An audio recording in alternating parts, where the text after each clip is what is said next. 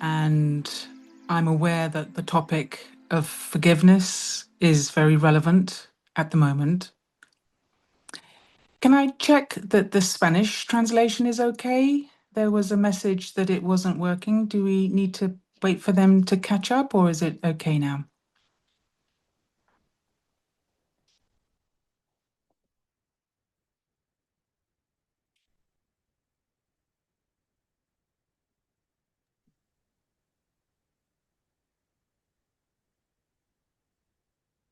I don't have any.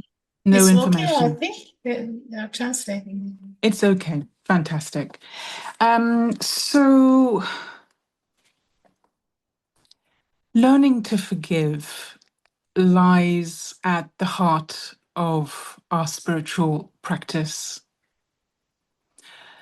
One of the teachings that I particularly work with is give no sorrow, but also take no sorrow. Learning to give no sorrow comes more easily. It is something we can be mindful of and develop a practice of not giving sorrow. But taking sorrow happens to us suddenly. Something can happen, a situation, a relationship, a loss. And we have the habit from many years of taking sorrow. And it takes a determined will and effort to not take sorrow from a situation. I sometimes think this spiritual path is a little like the game we played as children, which in the UK we call it pass the parcel. You pass the parcel around a circle of friends, and when the music stops, that's your parcel to undo one of the layers and see what is in there for you. It might be something nice, it might be something not nice, but you have to deal with it. And the spiritual journey can be a bit like that. You're going along nicely, and then the music stops, and something is presented to you that you have to deal with. And the thing with forgiveness is that very often it's come about, a situation has come about through no part of your own. We could say no fault of your own. It's something that someone has done to you. And it tests you, it challenges you, it makes you question yourself very deeply. And we have to be strong hearted about the challenges that come to us. Very often we have no choice about those challenges. And no one has ever told you that the spiritual path is going to be easy. The meditation, yes, we can say easy Raj Yoga. The meditation can be easy, but being on the spiritual path over a long period of time, as we're told, is not like going to your auntie's home. It's not easy. And sometimes you can feel like you're being hung upside down and everything is fallen out of your pockets. Your world is upside down and you're stripped of everything that you thought you knew. And the practice is to learn in those moments to hold on to one strength and one support. That was the saying by Didiji. One strength and one support. And we will keep being presented with situations that will test and challenge us so that we can give the proof that we are destroyers of obstacles. This spiritual path is not a quick sprint. It's not a 100-meter sprint. It's a marathon. And we need to keep going until the end. If you run 3/4 of the marathon and then fall down exhausted and never cross the line, then you can't win. You have to be in the race to the very end in order to be successful. So we have to pace ourselves. We have to have compassion for ourselves. And maybe the first forgiveness that we need to practice is forgiveness to ourselves. Because like the pass the parcel game of childhood, we don't know what situations from our karmic past are going to arise. And sometimes we meet those challenges and we face into them, we overcome them, and sometimes we're defeated by them. We feel lost and overwhelmed by the enormity of what we are experiencing. And so we have to forgive ourselves first and foremost for the times when we're not as strong as we would like to be. But that's how we learn. We only learn by being tested and by practicing those skills needed to survive any situation and not be pulled down by it, not be distracted by it, not be overwhelmed with feelings and emotions, but to hold on to our one strength and one support and know that at the end, that is what will carry us through. I did a talk with Mike George, who writes many of our BK books, just last weekend. And he said something which I've been thinking about this week, which is you are no one, you have nothing, and there's nowhere to go. And what I like about this, you are no one, you have nothing, there is nowhere to go, is that it puts us into a place of real freedom.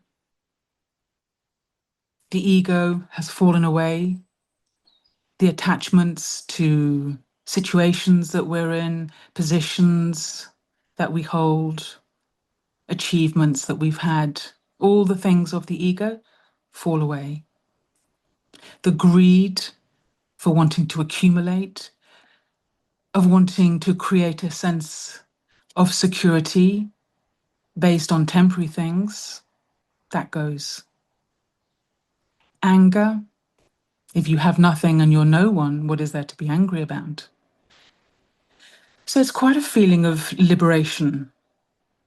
And that's maybe the place that we arrive after meditation, is that sense of being the carefree emperor.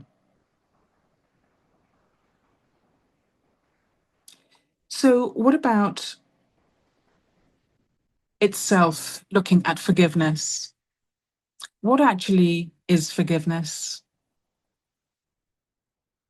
I'm sure there's not one person on this call that hasn't experienced a situation that required forgiveness. And forgiveness is nearly always in relation to other people, people who we feel have let us down, have harmed us, have done us wrong, have caused us a loss, have betrayed our faith in them, have shaken our confidence in ourselves. Any number of situations can cause us to feel wronged. And so, what do we do when that happens? Do we carry that heaviness? Do we carry on blaming that person? Do we hold on to our resentment? All these things keep us in the prison of our own emotions. We're not free. We sit down to meditate, and our mind goes to that person. It goes to the situation that they created. And we feel rage bubbling up inside, anger. We feel indignation. We feel disappointment. Any number of difficult emotions will come and sometimes overwhelm us. And yet, on this path of meditation, we are striving to become self-sovereigns. And what does that mean, self-sovereign? It means I am the master of what I am thinking, feeling, doing, and being. It means no matter what the other person's behavior, it's not going to change how I feel about myself. Thoughts will come, sorrow will come knocking on my door, but I have a freedom to choose whether I want to open the door and let that sorrow come inside and make a home in my heart. And I've been there. I can give you a few examples of times when I had every right to feel wronged. And yet, and this is really important, life happens for you, not to you. Whatever happens in life, it's very easy to feel, why is this happening to me? What have I done to deserve this? But if we can turn it around and say, okay, why has life presented me with this situation? What is there in my biography that I still need to learn? What do I still need to look at within myself? What is this an opportunity for me to really make firm in my practice? Because jealousy calls on all the five vices. It calls on ego. Someone has spoken badly about you, maybe spoken to others about you. Maybe there have been consequences because of that.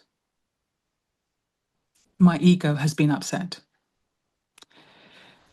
Attachment. Something that I thought was mine has been taken away. Most commonly, it's a relationship. You're in a relationship with someone, and they go off and decide to be in a relationship with someone else. And you thought that person was yours. And you discover now that they're not yours. Your attachment to them is really challenged. Greed.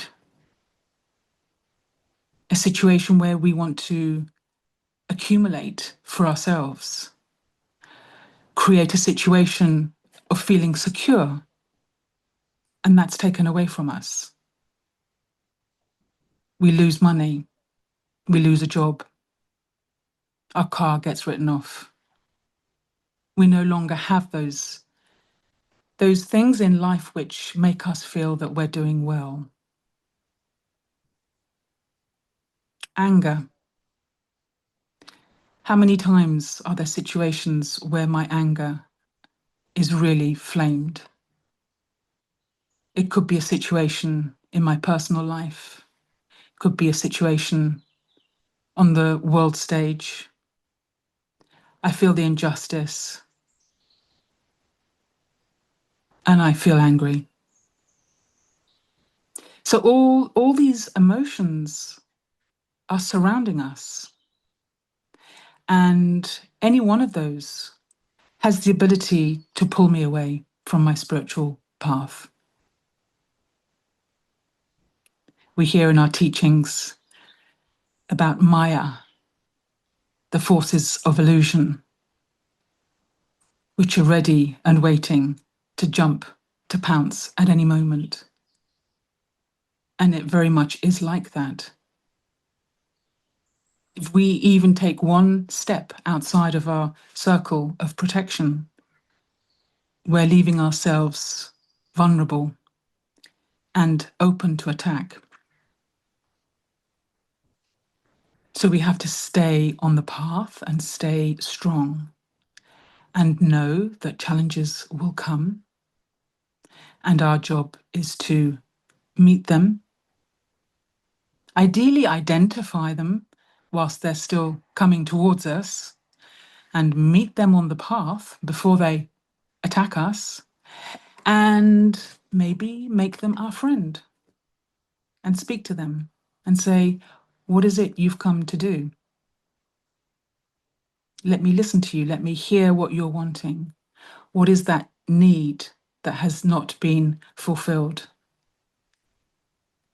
And then work with it and transform it and turn it around. So let me say a few words more about forgiveness itself. So, what is forgiveness? I've got a little definition here which you can reflect on.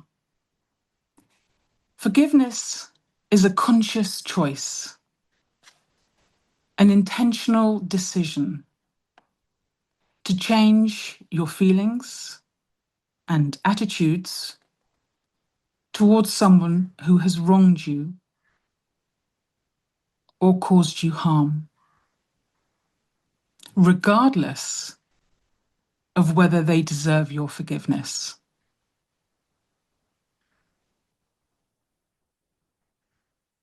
And that's quite a strong point.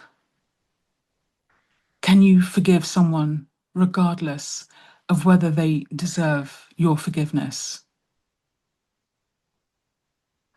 Forgiveness is a strong theme for those of us from a Christian background. The Bible talks quite a lot about forgiveness. The Bible says if someone sins, then you may rebuke them. You may tell them off. But if he repents, you must forgive him. And if he sins against you 7 times in one day, each time he or she says, I repent, you must forgive them. So it's quite a strong theme for those of us from Christian backgrounds and Jewish backgrounds. This idea of forgiveness, we've been raised with it. It's very strong within us. But how good are we really at doing it? So forgiveness is to release negative feelings, to let go of resentment, anger, and pain. Forgiveness is a path to healing, to moving beyond the pain, to a place of emotional freedom, rather than being defined by it. On my own journey, I've experienced how when you hold on to resentment, the person you're really most affecting is yourself. You're holding on to the right to feel wronged. Makes you feel heavy. Every time you think of the person who has wronged you, you feel the little bubbles of anger returning. It's very hard to meditate when you're holding on to what someone has done wrong against you. It's almost like you are in the spell, the power that they have had over you, and you disempower yourself.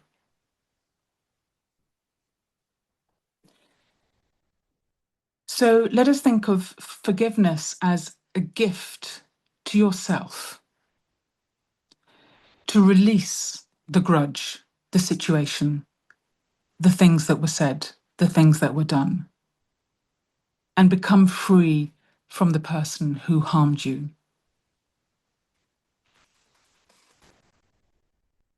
So, what is forgiveness not? So, forgiving doesn't mean that you condone or excuse the behavior.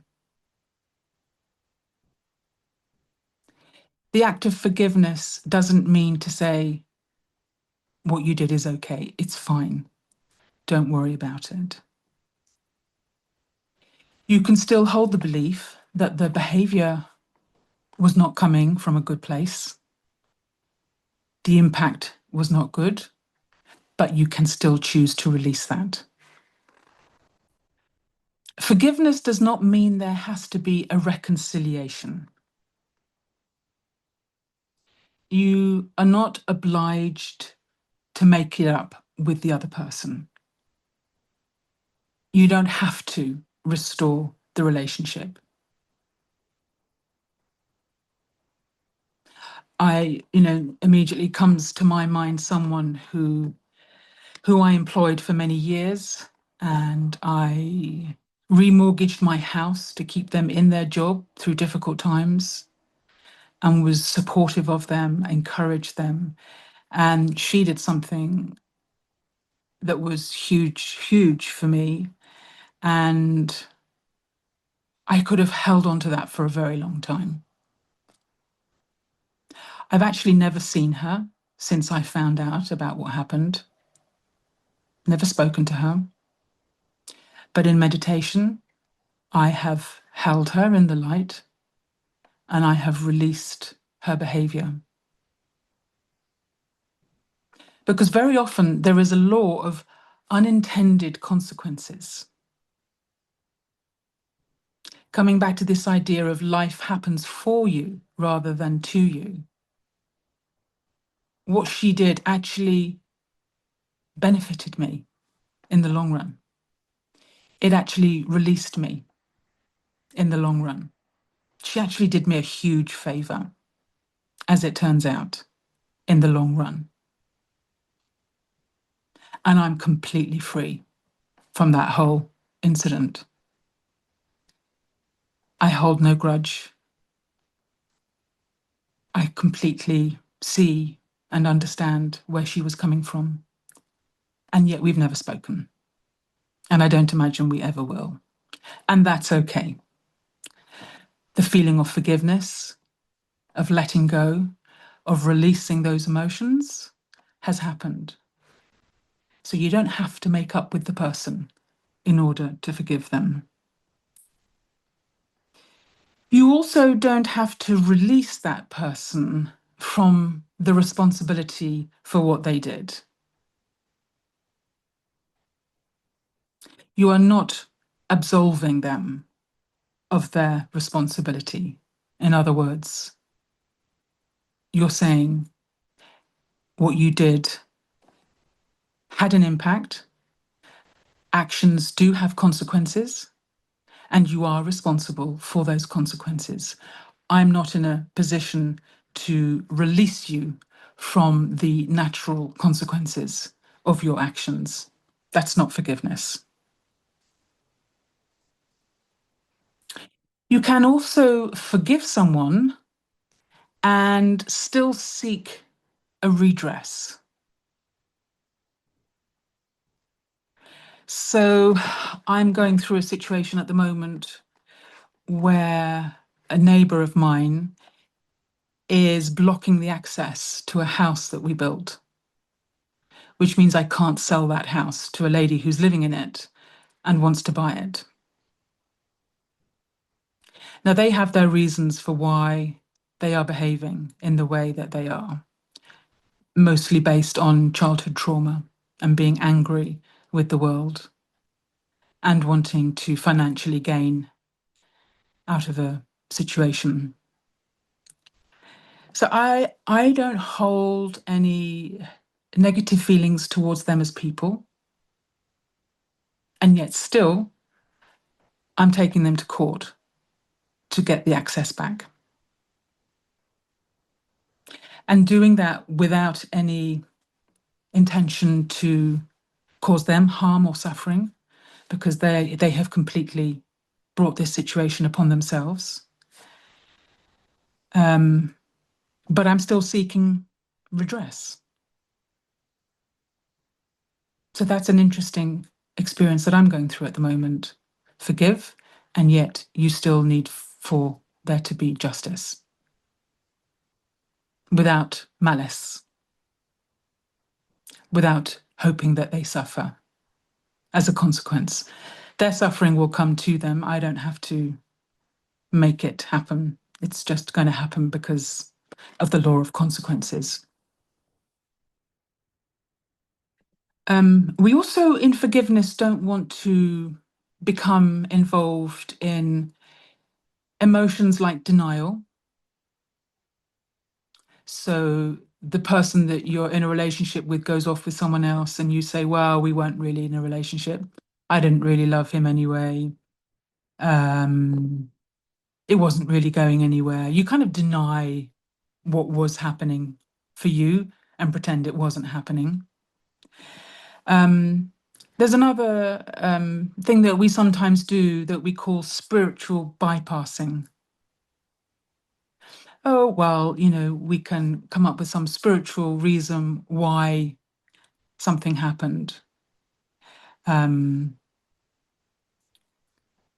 it denies the reality of what we're actually feeling. We don't want to suppress any of our emotions. We don't want to sweep them under the carpet. So forgiveness doesn't mean we're blind to what has happened or what we're experiencing. We acknowledge what we're experiencing, but we don't allow it to define us. We don't allow it to hold us in some kind of power that means we have no control over our situation.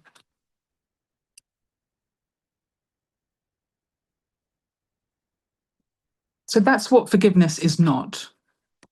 What are the benefits of forgiveness? Why should we worry about forgiveness? And again, I'm aware of, events on the world stage and of who I'm talking to here. The act of forgiveness means that we free ourselves from a mental torture that we're otherwise experiencing. The stress of holding on to something, the anxiety, possibly the depression.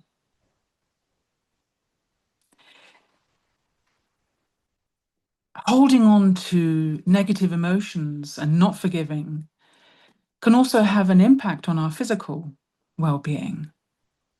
It can affect our heart and lead to heart problems. It can affect our blood pressure because we feel so fired up and angry that our blood pressure can be affected. It can affect our immune system, so we become more susceptible to getting some kind of illness.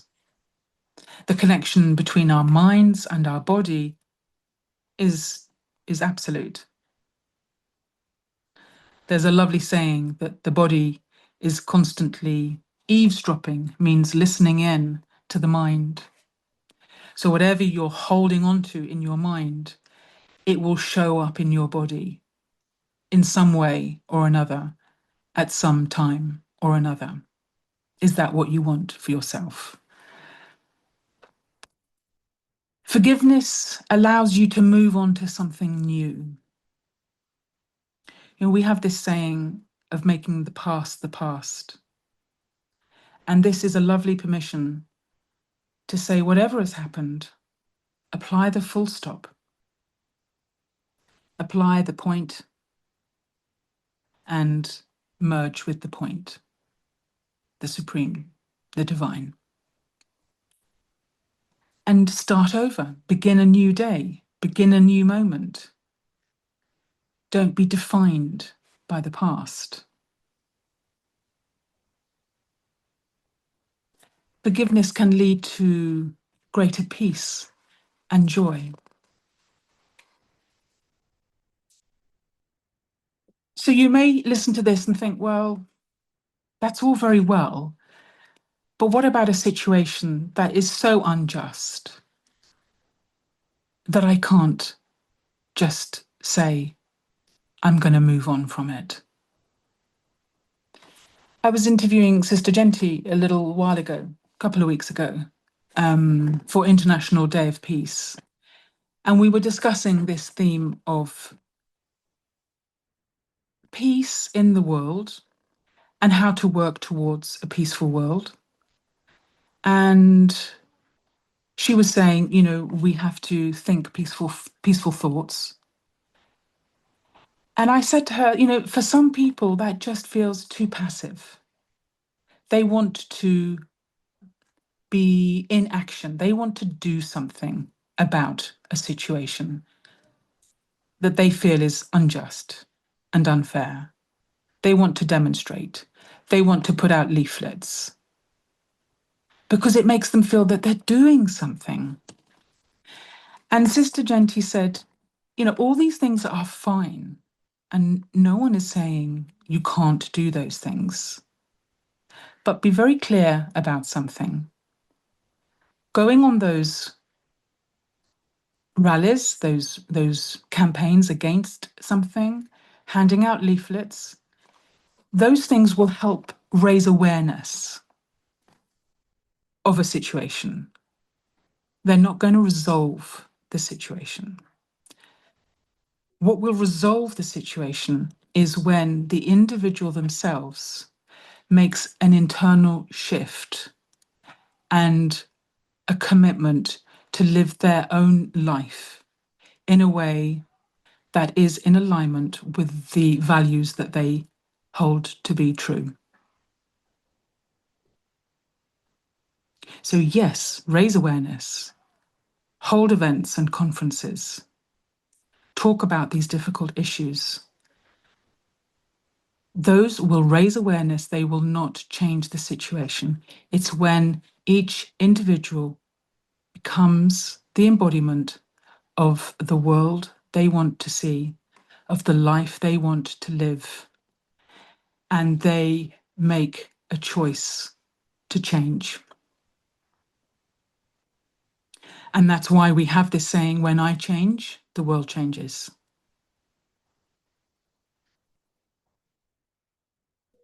But if you can do those things from a place of forgiveness, let's call it radical forgiveness, radical because it so affects the whole of who we are as a person that it requires a huge step into a more expanded part of myself.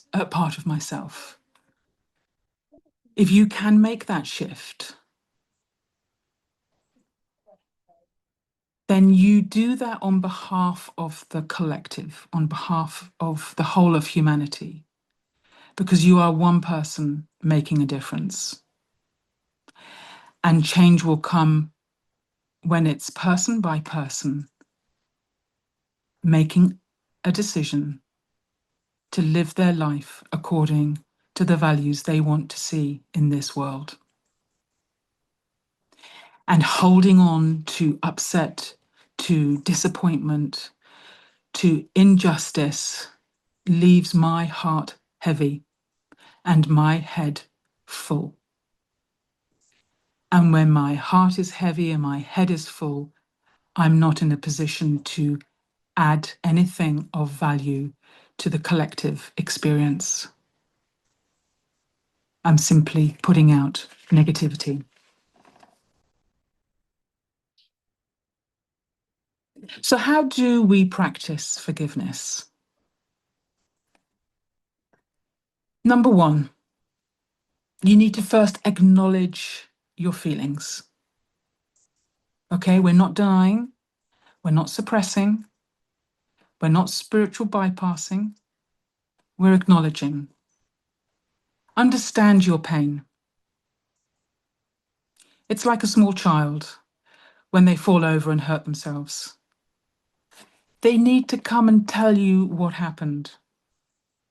I fell over this person pushed me, I've hurt my knee, it's really painful. They need someone to bear witness and someone to say, I see you. I see your pain. I acknowledge it. You have been wronged. So that's the first step. If we can learn to become our own witness to our own pain and speak to your inner child, to your inner wounded self, and say, I see you. This hurts. I see how much it hurts. You have been wronged, and I'm here with you. Number two involves a shift in your perspective. Do I want to stay in that place of hurt and pain? Who gets to benefit from me staying in that place of indignation? Certainly not me.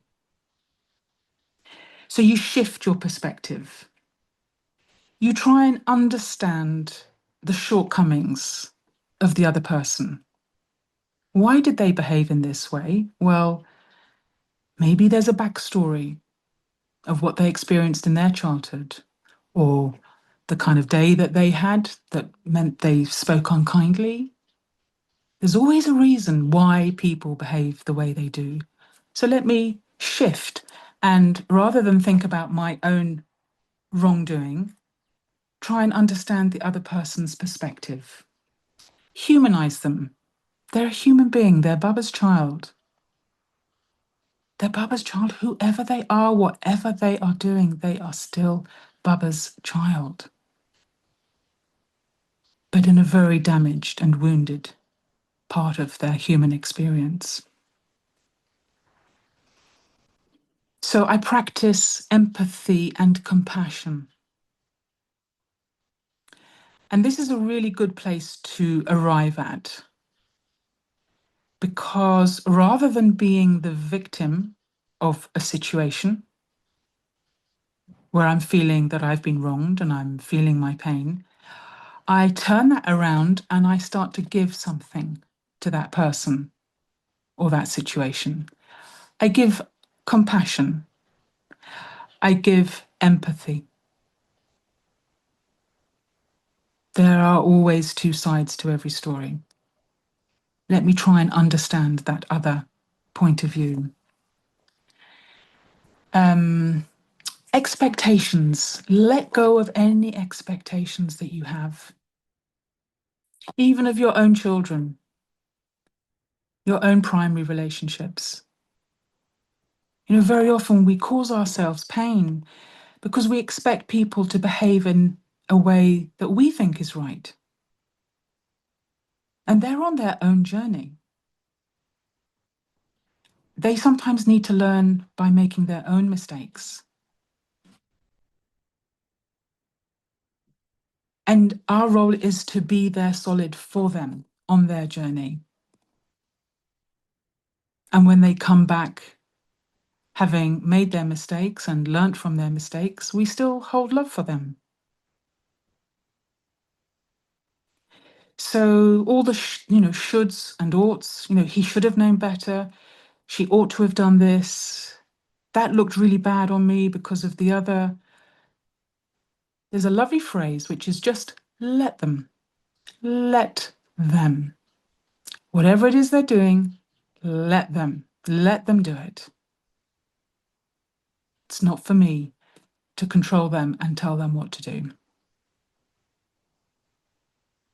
The example here is of the weather, which in your part of the world, you maybe don't have the experience that we have in the UK. But in the UK, we dream of blue skies, and yet often clouds come. And sometimes the clouds are very dark. And sometimes those dark clouds produce rain. And sometimes they produce a storm. At the end of the day, the weather will do whatever the weather is going to do. I can't control it. So let the wind blow. Let the rain fall. Let the clouds come. And let me rejoice when it's a blue sky. I can't control the weather, but I can control my response to it. Let me go and dance in the rain. Let me watch the lightning. Let me make the house cozy when the clouds are dark and grey. I can choose how I respond. And it's the same with all our relationships. We can't control other people. All we can control is our response to them.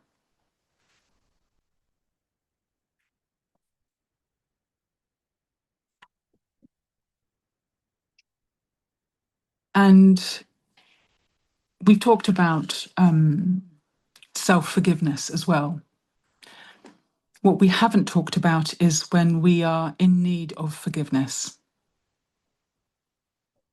When we ourselves have done something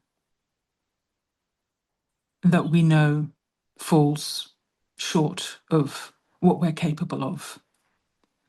Maybe we spoke unkind words. Maybe we were too harsh with someone. Maybe we were jealous and we did something out of jealousy and we have wronged another person. That also carries a burden in the same way as someone doing something wrong against us. You might say you even feel worse. You have regret. You try and put the situation right. You seek forgiveness from that other person. Sometimes they will give it, not always. But that's where you have to apply the same principles to yourself. The compassion. I did my best. I have got this sanskara, this tendency to behave in a way that makes people feel small or makes people feel lacking in self-confidence, squashes their feelings. So turn it around and look at what you can learn from that situation and forgive yourself. We're not always going to get it right. And this is a path of learning by doing. And sometimes you have to make mistakes in order to learn. So we surround that person in light. We can hold them in love. I have this idea of placing someone on the altar of love and surrounding them in light and releasing any negative feelings. There's so much that we can do through the power of yoga, through the power of our meditation, that can heal a situation even without using any words. And so let me put it right in my own way and very humbly learn the lesson of what it is I did that caused upset or harm to someone else. Because if we think about our relationship with Baba, you know, Baba is endlessly merciful. He has love even for the very last child. And Baba inspires us to make effort through love,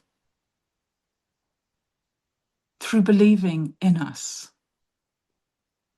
through reminding us of what we're capable of what our best self looks like. So let me not beat myself up. Baba doesn't beat us up. He surrounds us with love and he says, come into the light.